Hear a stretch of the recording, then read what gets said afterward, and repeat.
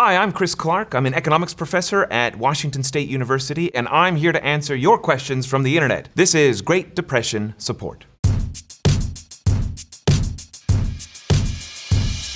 This Caterpillar 330 asks, was the Great Depression really as bad as it's commonly portrayed to be?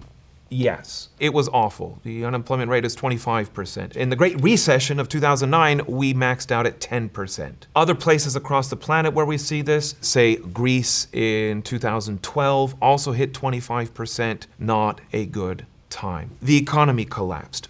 Industrial production fell by half. This is a huge amount of idle resources. Folks went hungry. It spurred us to create the first federal welfare systems. This is where we got Social Security, unemployment insurance, federal minimum wage, housing subsidies, all throughout the 30s trying to address the suffering that we saw then. Bright Sherbet asks, explain it like I'm 5. What caused the Great Depression between 1929 and 1933? In the late 1920s, the United States financial markets were experiencing a speculative boom. Now, the real economy was growing and there were real profits to be shared on Wall Street, but they started investing heavily on margins. Now, what this means is that they would take out huge loans and then buy stocks with those loans. And then they would set up a different company to buy stocks in that company, again on huge loans. So that meant an initial investment of, say, $100 could turn into $1,000 worth of stock. So any rise in the stock would be a huge boom, but any speculative boom is eventually going to end. The economy hit a run-of-the-mill recession in the summer of 1929. The slowdown in economic activity led the market to peak on September 3rd. But because so many of these stocks were not held outright, but by loan, any fall in the price meant a cascading chain of everyone calling in their loans, which meant by October, we experienced a huge crash. Here's a picture of Wall Street on the corner of Wall Street and Broad, showing the crowds all worried about their falling fortunes. Now, despite what everyone thinks, the stock market is not the economy. Only 1% to 2% of Americans at the time held any stock. This event could have primarily just affected folks in New York and other financial markets. How did it start affecting the rest of the economy? A falling stock market means there's less wealth in the economy. Less wealth means less consumption. Businesses can't move goods. They're not able to hire people. They gotta let others go. Things start cascading into the real world once we start seeing massive bank failures. You see, if a bank loses a lot of their stock, they're not going to be able to honor folks who put their deposits in. This is how a bank works. You come along, you put your money in the bank, they take it, and then they lend it out to other people. But if those loans aren't being paid back, then the bank can't pay their depositors back, which means you as a depositor are only going to get there if you're first. And how do you get there first? You got to be the number one person in that line. If you're too far back, the bank's ran out of cash and they're not going to be able to pay you back. The bank doesn't have any loans available because the people who owe them money are now going bankrupt. And so banks are starting to fail. It's not just 1 or 2 banks here and there, it's 10,000 banks that are collapsing across these years. One of the reasons is because all these banks are forced to be really small. So if you get a modest shock, they don't have the resources to insure themselves or to draw on other regions. Surprisingly, just north of the border, Canada only had 10 banks served the entire country, and they didn't experience runs. This was unique to the United States and our fractured banking system. Year by year, things kept getting worse. By 1932, the unemployment rate had reached 25%. That meant 1 out of every 4 people can't find work who want to find work. Men would line the streets advertising themselves for work. Relief efforts set up soup kitchens to serve the unemployed. Economists still today debate on what are the ultimate causes of the Great Depression, but these are the primary events that got us along the way. The name's Dr. Jane asks, when does a Great Depression start and who declares it? A Great Depression is going to involve a lot of economic collapse, not just production, but we'll have high unemployment. All across the board, we're going to see a slowdown in economic activity. And the period between 1929 and 1933 was the worst economic decline in United States history. Now, who declares it? That's the National Bureau of Economic Research. They're actually not part of the government. They're a non-profit research group based in Massachusetts. And after some time, for research purposes, the committee gets together and they decide what month and year a contraction starts, and then when does the economy start growing again. A Reddit user asks, why do Americans call the 1930s depression they had great? Wasn't it bad? What are they, stupid? It was bad. Actually, the term depression goes all the way back to James Monroe. This is the term that they would use for any economic downturn was depression. And they actually called the episode in the early 20s a Great Depression. It started having capital letters as the Great Depression by about the mid-30s. We have Lionel Robbins, an economist, who wrote a book called The Great Depression. In the subsequent years, we capitalized it, called it the Great Depression. Zombie Tops asks, what effect did the Smoot-Hawley Act have on the Great Depression? The Smoot-Hawley Act was a large increase in tariffs. One of the hypothesized reasons for the Great Depression at the time was not enough economic activity at home and a greater need for protection from abroad. The idea was, if you increase the tariffs here, it'll protect our businesses and they'll be able to succeed more, and that'll get us out of the depression. Unfortunately, economists have long known and argued and warned at the time that trade is one of the ultimate secrets for long-run economic growth. Trade allows a country to specialize, it allows more economic activity, more diversity, and more options across the world. Now,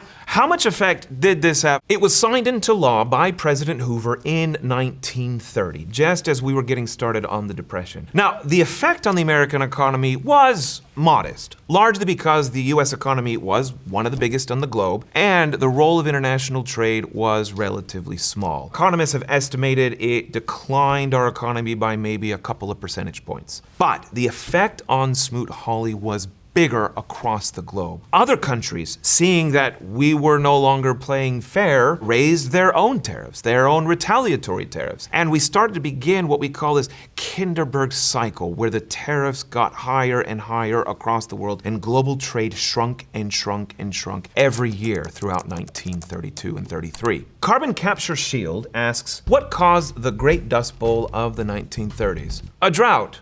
But we get droughts all the time. The Dust Bowl was one of the worst environmental disasters in United States history. In the 1920s, we start seeing mechanization spread across agriculture. We get tractors and other machinery to help us till up the land. In the late 20s, a huge increase in migrants to the Oklahoma Panhandle area, Colorado, Kansas, and in northern Texas, dug up millions of acres of prairie grass. The rain was great those years, and they got bumper harvest crops. 1931, we get a drought. 1932, the drought continues. It goes for year after year. The area experiences drought from time to time before, but the native grasses had a deep root system that would keep the dirt in place when it would dry out. But this all got plowed up. So without the rain, the wheat wasn't growing, and we were left with huge fields of dirt. So you'd get a real big windstorm come in, it would kick up the dust and spread. By 1935, they called it Black Sunday. The dust was being spread to Chicago, to Washington, D.C. So the government started doing things about it. They told them to plow in a way that would reduce erosion. They planted trees to help put a windbreaker all across the Great Plains. They bought hundreds of thousands of acres to turn back into prairie land. Now, the effect on the macroeconomy was relatively minor.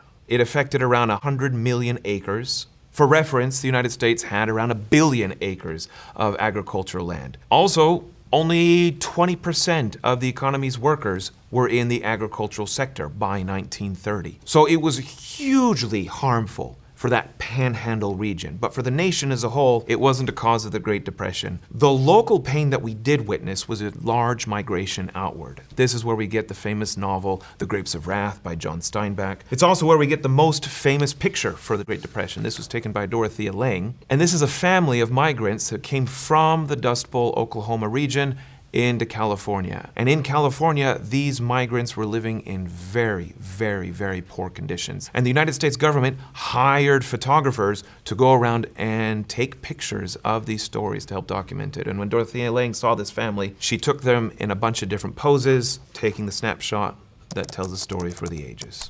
Doleswing135 asks, how was the military affected during the Great Depression? After World War I, the veterans were promised a bonus that was going to be paid out in the 1940s. But because of the severity of the Depression, these veterans were unemployed and asked for that support to be paid earlier. And over the course of months, they organized a march all the way on to Washington, D.C., setting up camps to sit there and ask that their promised support could be paid early during this depressive era. Congress was slow to act. Hoover didn't want to do it, and due to some local strifes between some of these camps and the local police, Hoover directed General Douglas MacArthur to forcibly remove these veterans. MacArthur came in with force and bayonets, set the camps on fire, and forced these veterans out. Aragon233 asks, are we following in the footsteps of the Great Depression? There's always parallels. There's always worry that it could happen again. It could, but we're not seeing anything anywhere close to that magnitude today. During the 2022-2023 inflation period, a lot of people on social media asked if we were living in another silent depression.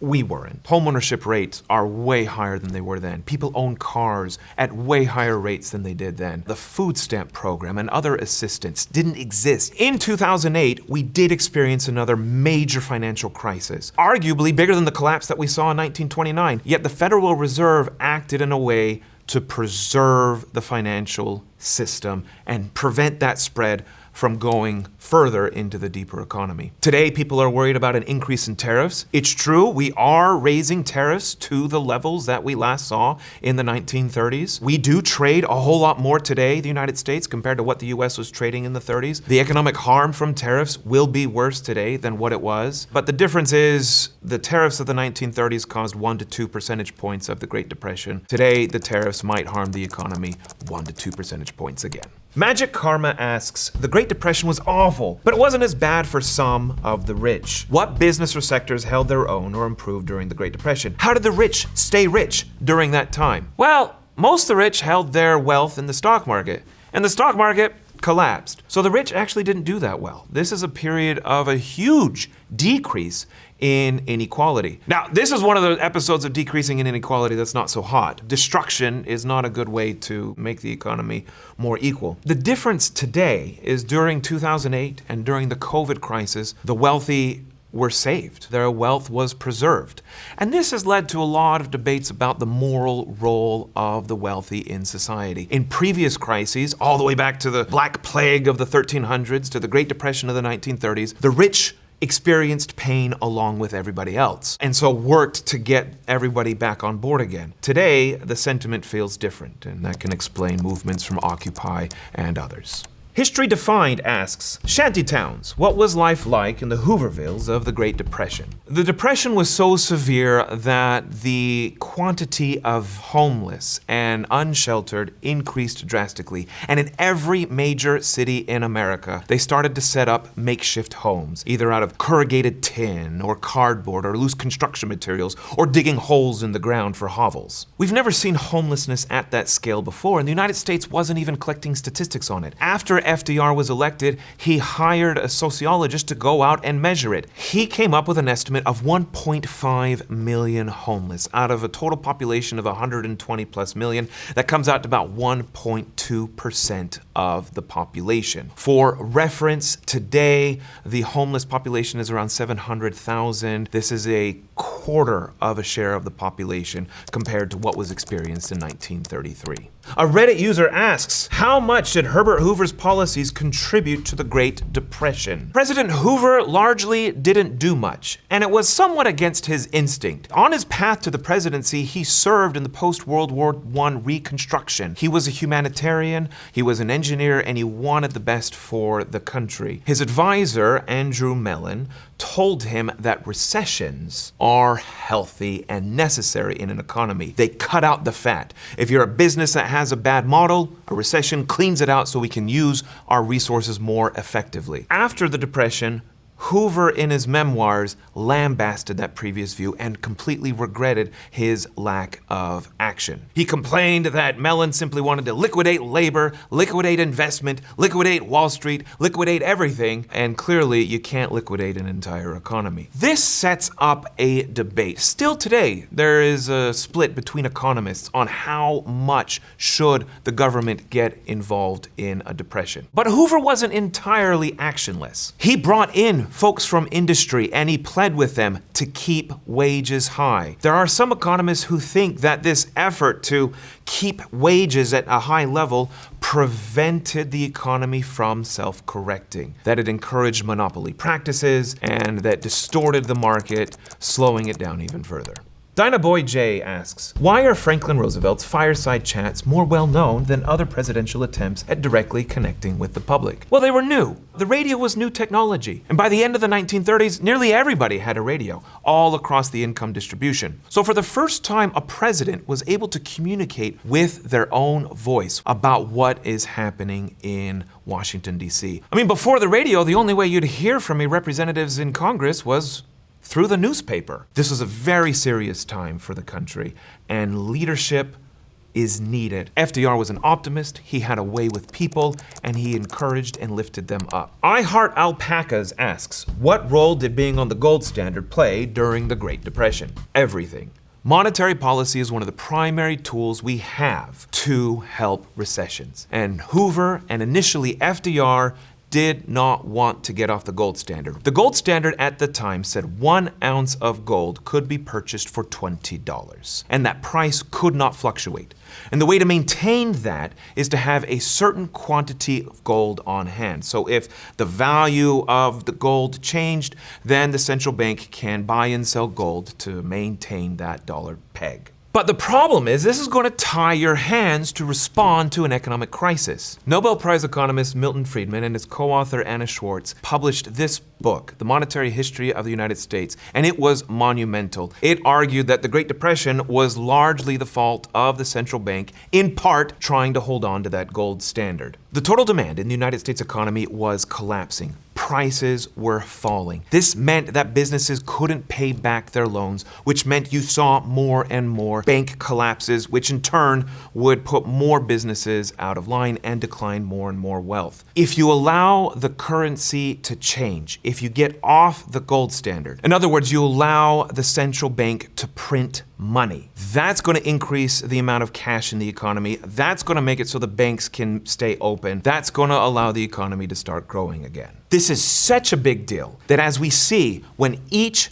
country got off the gold standard, their depression stopped and growth returned. The first to do this was Scandinavia way back in 30 and 31. And then Great Britain did it in 1931. The United States and Germany, we did it in 1933. And then finally, France waited all the way to 37 before their economy started recovering. Tatum 1961 asks, in 1933, the US government seized all the gold owned by private citizens. Why didn't that result in a massive protest or a civil war? I think to understand this best, we have to understand how dire the situation was in 1933, how desperate everybody was for drastic political change. Herbert Hoover wanted to keep the gold standard. FDR on the campaign said he wanted to keep the gold standard, but it became very clear that if we're going to have the system reset, we had to change the currency. And FDR was very popular. People saw the need for it. In April of 1933, FDR signs an executive order, changing the value of 1 ounce of gold from $20 to $35, and requiring that people couldn't hoard gold anymore. If you held more than $100 worth of gold, you were required to sell it back to the government. For reference, that's the equivalent to around $10,000 worth of gold today. And of course, there were exceptions for jewelry and coin collecting. There were a handful of arrests across the country. Some people didn't want to return their gold, but the law was held up in court, and the Supreme Court ruled it okay over multiple rulings between 34 and 36. Dark Matter 2025 asks, when did the FDIC start? The FDIC is part of FDR's New Deal in the whole alphabet soup. It stands for Federal Deposit Insurance Corporation, and this thing stopped the bank runs. Here's how it works. You have a deposit with the bank. As long as that bank's in business, you can go and you can ask for your money at any time. The bank doesn't keep all your cash in a vault. It makes money by taking in deposits and lending it out to other folks. Businesses, mortgages, investing it in somewhere. Now, if those investments go sour, if those businesses don't pay back, if folks stop paying back their mortgages, then the bank won't have the ability to pay you back your deposits. And we had 3-4 years of bank run after bank run. When the FDIC came along, it said, hey, banks, you pay a little premium into the system, we'll guarantee a deposit of a certain amount. If you've got your deposit in the bank, you know they're running into some trouble, you know that the bank might be having difficulties, you won't need to go run to the bank and get their last remaining cash out of their vault. You can just wait, because you know that the government is backing up the insurance. From 1933 on, this solved the bank run problem. Boston Driving is worse asks, what would happen if there were a run on banks similar to 1929 today? This is a great question, because it's so far out of our lifetimes. We haven't experienced bank runs like this because of the creation of federal deposit insurance. What we can see are bank runs of a different type. Not every bank is covered by deposit insurance. In the 2008 crisis, a lot of that banking activity was bank to bank, one investment bank to another investment bank. This was part of the shadow banking sector. It doesn't have the same regulation and standards as a regular deposit consumer bank does. So we did see a run between investment banks in 2008 that led to the collapse of Bear Stearns, Lehman Brothers, and ultimately AIG, whom the government stepped in to bail out. Don Kahn asks, did the New Deal actually help Americans or not? And did it help during the Great Depression? The New Deal was kind of like taking spaghetti and throwing it on the wall and seeing what sticks. Some's going to, but some of the noodles are going to fall down the counter. Some of the policies that were effective, such as the CCC or the WPA, hired the unemployed and got them working on public works. These are pictures of my great-grandfather, Levi Bybee, and he worked in the WPA. He lived in rural Utah during the Great Depression and didn't have work and had 14 children to feed. The WPA gave him employment, but more than just employment to be able to feed his family, it gave dignity and it gave purpose. Some of these public works included famous buildings, such as the Griffith Observatory in LA. They built schools, they built libraries, they built town halls all across the country. They helped improve parks. Now, some of the criticism of the WPA and the CCC were these were make-work programs. They had them do things that weren't needed. For instance, my other grandpa, the WPA built an outhouse in their backyard. One can say we don't need the government to come in and build outhouses for people. But on the other hand, we know through long years of economic research that the longer you're unemployed, the more harm you have in your total lifetime earnings. It's harder to go back into the workforce and find a job. Another criticism comes from the very first African American to get a PhD in economics, Sadie Alexander Moser. She was a huge critic of the New Deal because it was implicitly designed to exclude African Americans. Now, there was no direct racial language in any of these programs, but primarily, most African Americans worked either as domestic household servants or as tenant farmers. And programs such as the introduction of minimum wage explicitly excluded domestic workers. Social Security, that was set up in 1935, explicitly excluded domestic workers as well. She felt that African American tenant farmers were being pushed out by the aid that was given to the large farmers, but not to the smaller ones.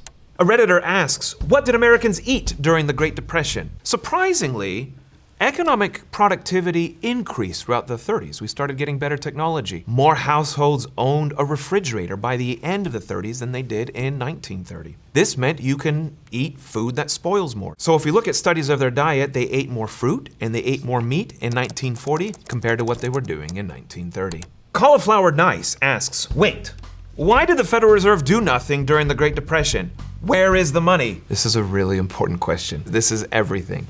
The Fed, some argue, basically caused the whole thing. Milton Friedman said that the decline in the money supply between 1929 and 1933 was a huge increase in it. Ben Bernanke recently won the Nobel Prize for his work on the Great Depression, where he said when a bank collapsed, it lost information. So say you need a loan to get your business going. You're going to go to the bank and ask for it. That bank will give you a loan because they know who you are. They know you're good for it, and they know you'll pay it back. But if that bank collapses, now you got to go to a new bank, and now you're a stranger. You can bring your paperwork, you can bring a letter of recommendation, but they really don't know who you are. And that asymmetry in information caused even more economic decline. Ben Bernanke became the Fed chair during 2006 and led us through the Great Recession. And his biggest thing was to prevent more banks from falling. We've known since 1873 in Walter Bagehot's book that central banks' jobs are to be a lender of last resort.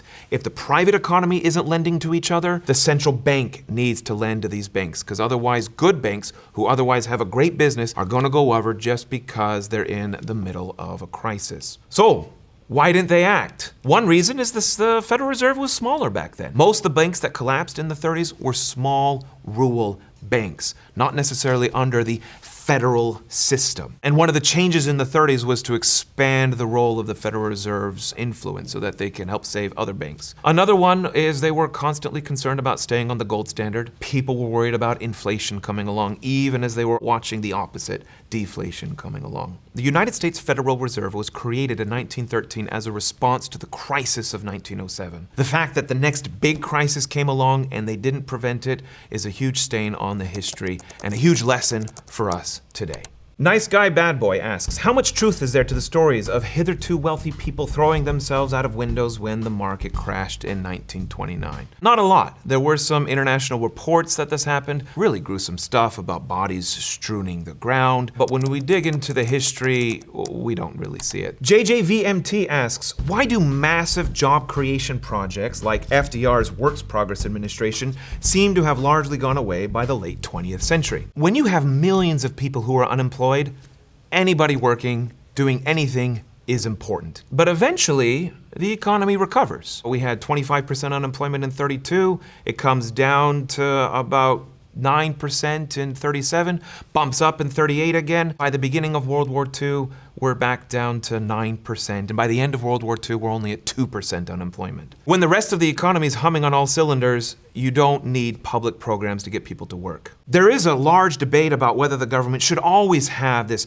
public jobs option so that we reduce unemployment to zero all the time. The debate here is about efficiency. Markets, when they function, have a huge power to put in information from all these buyers and all these sellers and allocate our scarce resources to the most efficient part. Governments are going to be more clunky to do that. And so if your public sector is too big, it distorts what the economy can do, and we underperform, leading to less long-run economic growth and prosperity. Breath 1100 asks, was World War II really what ended the Great Depression? The economics of war is bad. War is bad for your economy. The reason the US did so well in World War II is basically because the fighting didn't happen here. But you look at Europe, and they collapsed. They had two giant civil wars during the first half of the 20th century. Not good for their economy. It's a whole lot better to build houses, to build businesses, than it is to build weapons and bombs. On the other hand, World War II gave a reason for the government to increase their spending at levels that they hadn't seen ever in the history of the country. And they did this through deficit spending. That means through borrowing. This is a relatively new idea. Under Hoover and under FDR, they originally wanted to balance the budget. John Maynard Keynes was an economist back in England, and he is the most influential economist in the 1920s. The modern study of macroeconomics basically can get its start looking at this guy. When he published his book, his General Theory, in 1936, and from his writings that he had been doing in the years previous, he said, during a recession, the government needs to step in and be the spender of last resort. And in his world, it didn't matter what you spent on, anything is better than nothing. This position has largely been dominant in the years since. Every time the economy experiences a recession, the government is going to increase its deficit spending. During COVID, we spent $5 trillion to make sure that folks were taken care of. And they were. The amount of economic suffering we had in the 2020 recession was a fraction of what we saw just previously. Studying macroeconomics and learning how to prevent catastrophes like recessions and massive depressions is one of the most important things we can do. We want to prevent economic suffering. We want to encourage prosperity for everyone. And that's it. I hope you've learned something. I hope we can prevent these catastrophes from ever happening again.